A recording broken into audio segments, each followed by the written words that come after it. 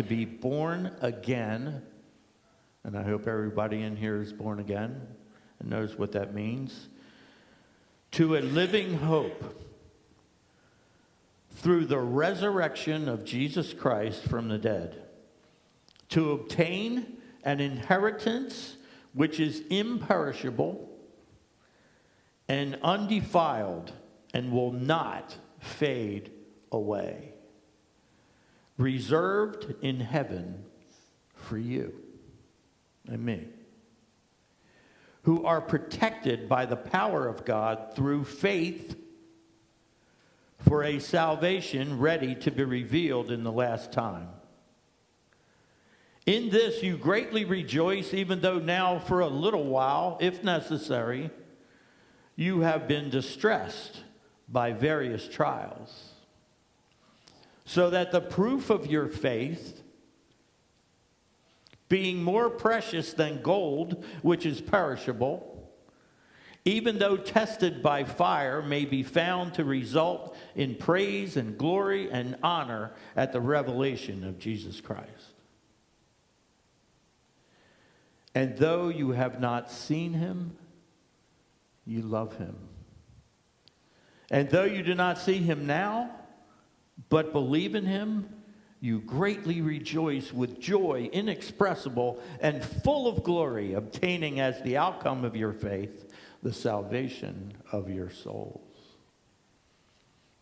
I don't know about you guys, but I can feel the Holy Spirit in that word with such power and such reminder of who I am and who I am going to be.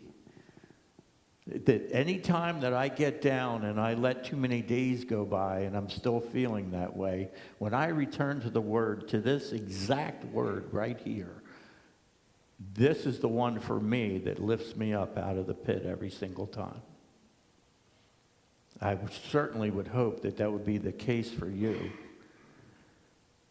But I was thinking more deeply about what faith means, because, we've been told, and I know I was told from the very beginning, and it was by my pastor friend, that faith and trust are the same word. And they are in the Greek. But I started to think about it more deeply over the years, and, why is it sometimes that I feel like my faith is so weak, or that my trust is? Why is it that I let certain circumstances that come into my life rule over me and make it hard for me to exercise faith? Well, I started to think more about, like I said, and faith to me is a word that displays a confidence, like a real strong, powerful confidence of a certain outcome. For instance, let's say I'm a ball player, which I remember what it was be like, and we get together in the locker room before the game, and we don't know if we're going to win. And then something you feel says, oh, we got this game. It's like faith in a way. There's a confidence that overcomes and says, today we win. But then there's the other word, trust, which is supposed to be the same. But I've come to realize that trust that's the word that comes in those times when we have difficulty having that confidence in a certain outcome.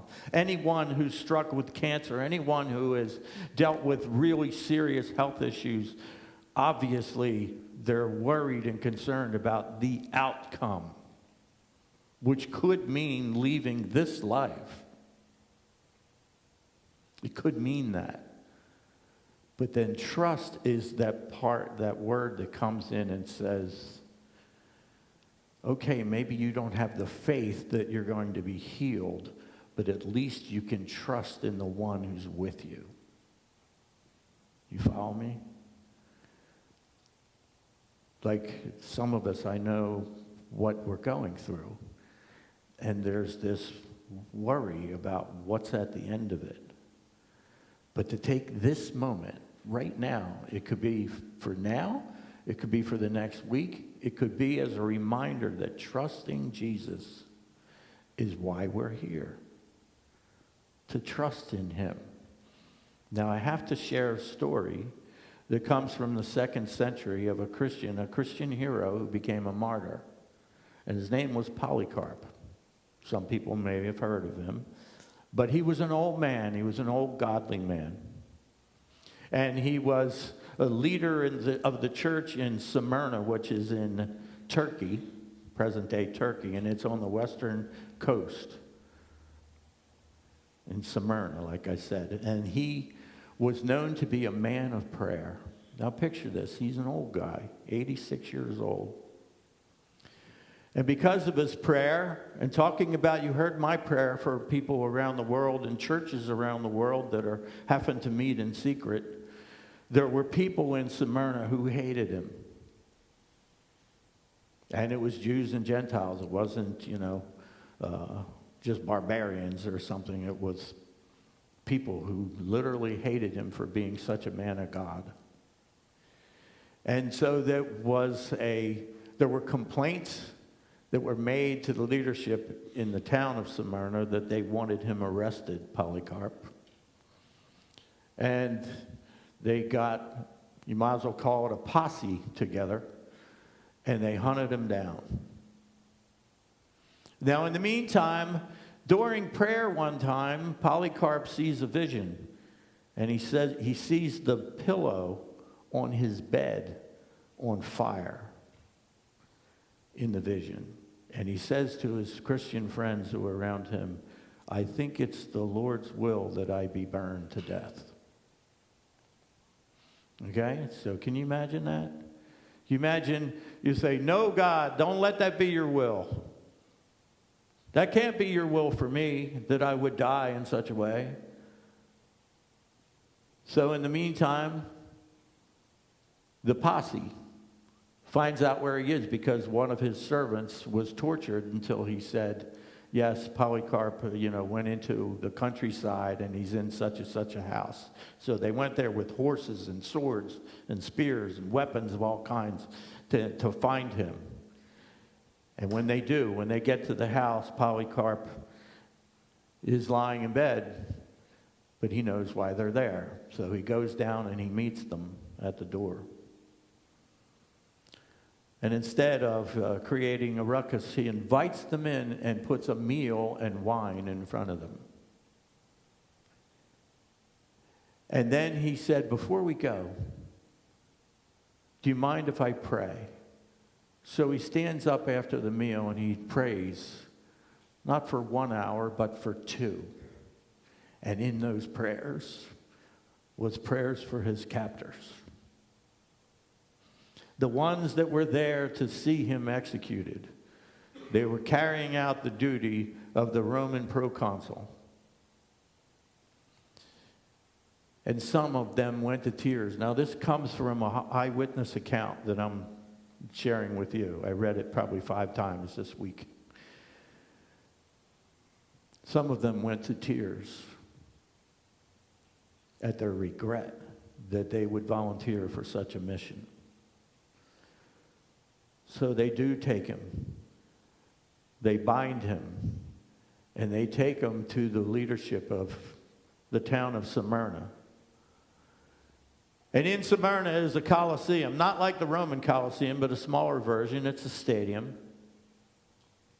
And they're going to have, on the Sabbath, no less, they're going to have events in the arena.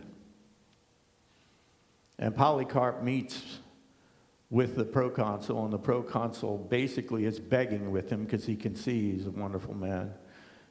Give up your Jesus. What's so wrong with just saying Caesar is Lord? That's all you have to do, and you can live out your life in peace. And he literally said, I can't do what you're asking me to do. My Lord, my King, has never failed me for 86 years. Why would I turn my back on him now? That's how Polycarp answered. So he said, do as you want. So there was talk about maybe throwing them to the lions, but this idea of throwing people into the arena against animals has now been lessened. But then the proconsul said, let him die by fire. And the whole crowd, when they brought him in on a donkey, bound up. The whole crowd was screaming for death for Polycarp. And the one thing that is in this account says that as he was entering the arena, there were some of his Christian friends that were following him in, and they heard a voice come from heaven that just said, be strong, Polycarp. None of the people heard it, but he and his friends heard it. Be strong. So what I thought I would do is I'm going to read the rest of it to you from my iPad here, and I hope it's still up, because this probably says it better than I ever could. Then everything happened so quickly, quicker than can ever be told. The crowds hastily gathering wood and kindling from the workshops and from their baths, the Jews, as usual, being especially eager to assist. When the fire was ready, he removed, meaning Polycarp, he removed all of his clothes and he took off his belt. He also tried to take off his own shoes, even though he was not used to doing so, since the believers always vied with each other to be the first to touch his skin. For he had always been honored, even before his martyrdom, for his holy life. Right away, the materials for the fire were placed around him. They were about to nail him, but he said, leave me like this. For the one who gives strength to endure the fire will also give me strength to remain unmoved on the fire without the security you give me from nails. So they didn't nail him, but tied him instead. After his hands were tied behind him, he looked like a splendid ram from a great flock, a burnt offering ready and acceptable to God. He gazed toward heaven, and this is when he spoke. Father, of your blessed and beloved Son, Lord Jesus Christ, through whom we have received knowledge of you, God of angels and powers and every created thing, and of the whole race of the righteous who live in your presence. I bless you because you have counted me worthy of this day and this hour, to take a place among the number of martyrs in the cup of your Lord Christ, to the resurrection into an eternal life, both of soul and of body, in the incorruptibility of the Holy Spirit. May I be received among them in your presence today as a rich and acceptable sacrifice, just as you previously prepared and now have fulfilled. O undeceiving and true God, I praise you for this and for everything. I bless you, I glorify you, through the eternal and heavenly high priest, Jesus Christ, your beloved Son, through whom to you, with him and the Holy Spirit, be glory both now and in the ages to come. Amen. When he had offered up the amen and finished the prayer, the men attending to the fire lit it up. As the great flame blazed, we saw a miracle, that is, we with whom were given to see it. We have been preserved so that we can relate to others what had happened. For the fire took the shape of an ark, like the sail of a great ship filled by the wind, encircling the body of the martyr. He was there in the center of it, not like burning flesh, but like baking bread or gold or silver being refined in the furnace. For we perceive such a sweet aroma, like the smell of an incense of some precious spice, Eventually, when those lawless men realized that his body could not be consumed by fire, they ordered the executioner to go up to him and to stab him with a dagger. When he did this, a dove, along with a large quantity of blood, came out, and that fire was extinguished.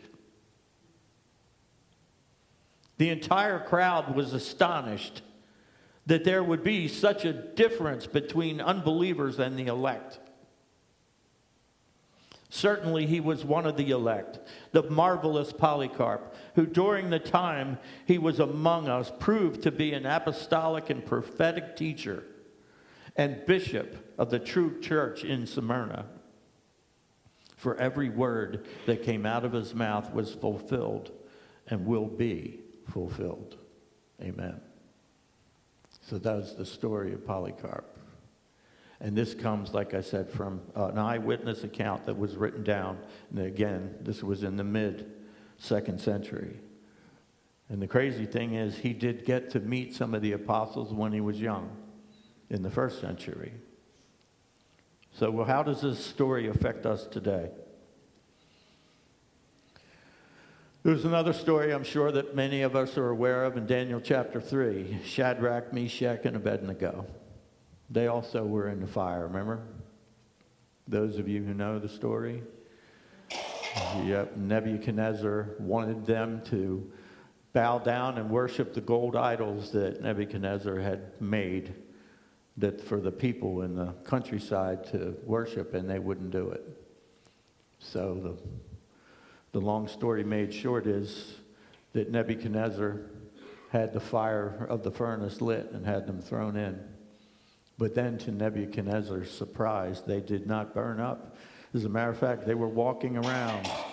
They were walking around in the fire, and there was a 4th person in there with them. Jesus Christ. Jesus was with them. So what's the fiery furnace that you're going through right now? It always feels like we have one, doesn't it? That seems to be in the front of our thinking. It's our primary focus. It feels like it's beating us down to a level that we'll never, ever get out of. It's a furnace, all right. But I want you to know this with assurance. Jesus is in the fire with you. It may not feel like he is, but he's there. If you've given your life to Jesus Christ, and I'm going to hope that every single person in here has done that, then know that Jesus is in the furnace with you. We imagine a certain outcome of this furnace, don't we? This thing we're going through, we imagine, especially the one that we hope ends up being the outcome. But we're not certain of it. So what's left is we only hope.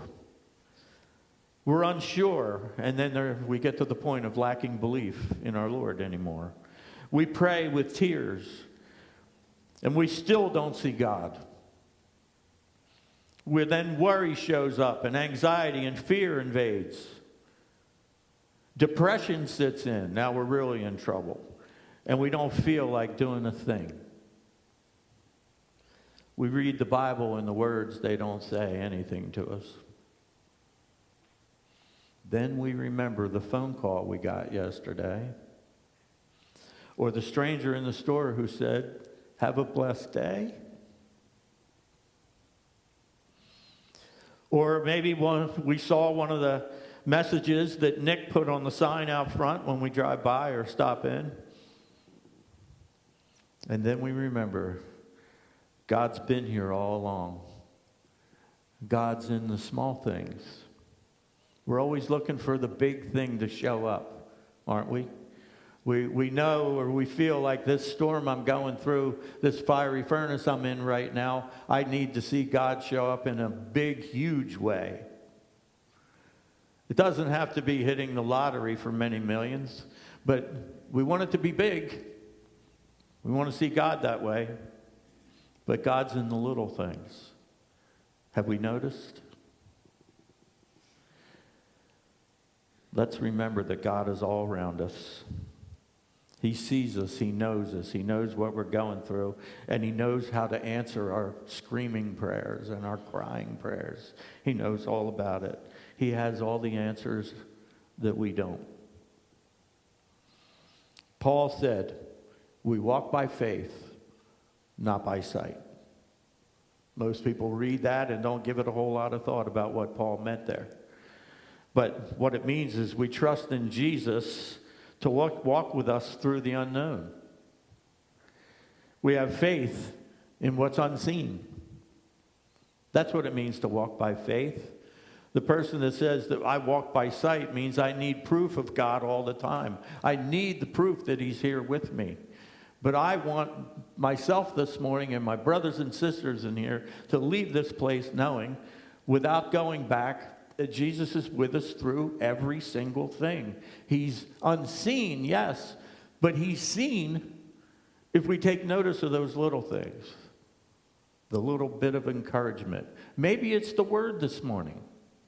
Maybe if you go home and you read 1 Peter 1, 3-9, and read it again, you'll see what I see in there. The power to remind me of who I belong to and what my future looks like. And why do I get so upset about today and my personal circumstances? Let's go back to Polycarp. And listen, Shadrach, Meshach, and Abednego, they probably entered the fire thinking the same thing. Oh, this is my last day. Won't be long now. Instead, they were delivered from the fire. Yeah, they were delivered. Daniel was delivered from the lion's den. Remember that? Yep. You too can be delivered from the fire you're going through right now. And so can I. Let's pray. Father God, we know that you are love. That also is in the Word. God is light, God is spirit, and God is love. And we trust through the Holy Spirit. Lord, I know that you knew human beings were going to need help in their faith, and that's why you gave us your Holy Spirit. Your Holy Spirit can show up in the moments like it did for Polycarp as he was going to his death. He did it with confidence. He knew where he was headed. He knew he was going to be with you in a matter of moments. So today, Lord, we as a church, we as individuals, we surrender ourselves to you and just give up those burdens that we've been carrying and the fears that it's caused so that we might feel that rest like today is supposed to bring. The rest of the Sabbath, the promised rest that we have in Jesus Christ.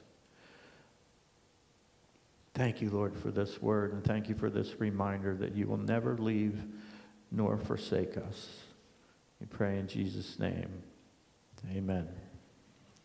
Amen, everyone. And now let's stand for the last song, Because He Lives.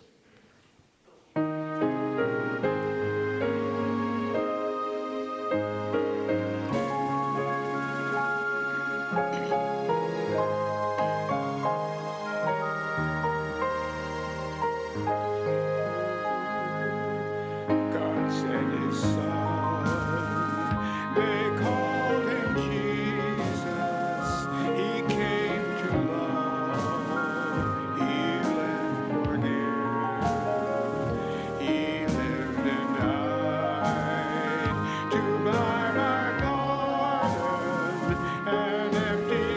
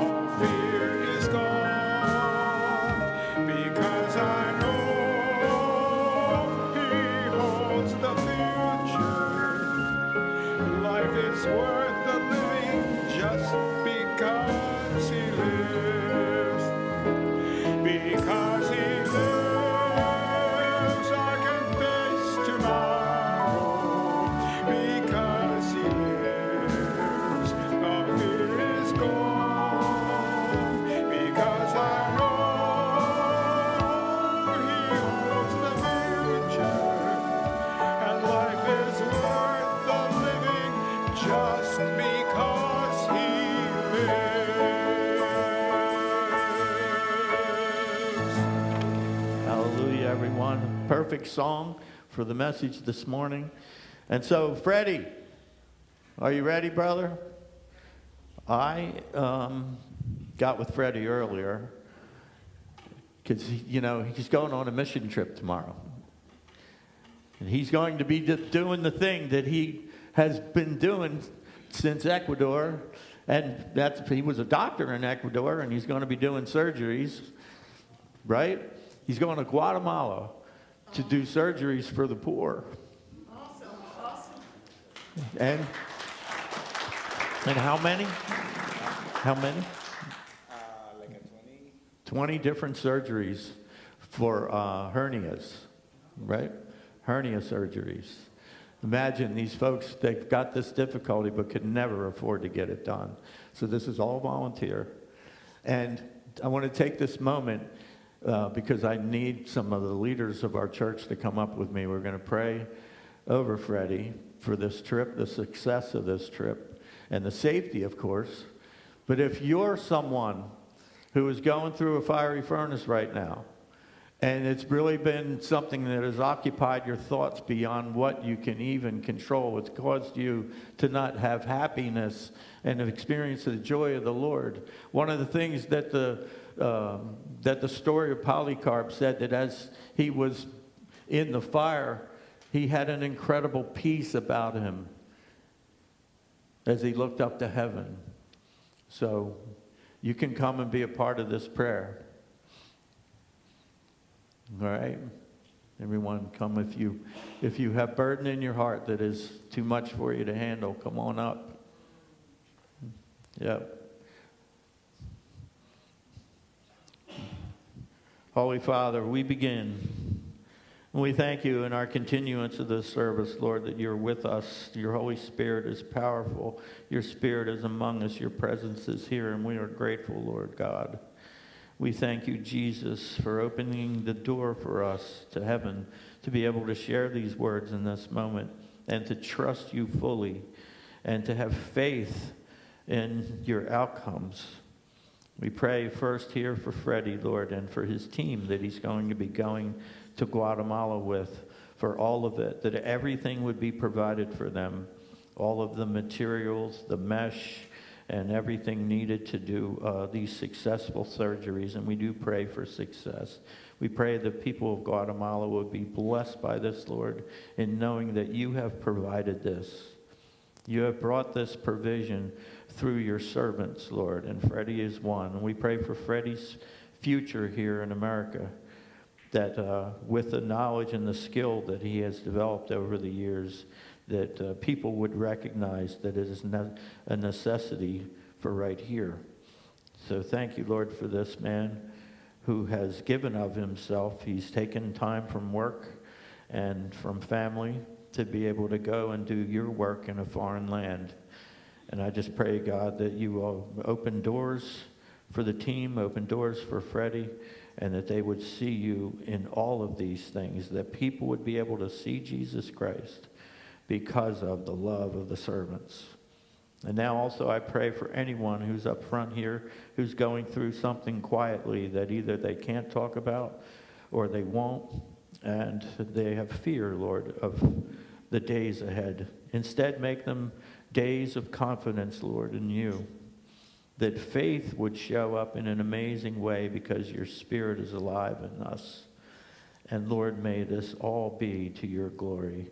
Thank you for how you use our church. It doesn't matter the size of our church. You have poured out your love here this morning, and we're grateful. We're just so thankful, Lord.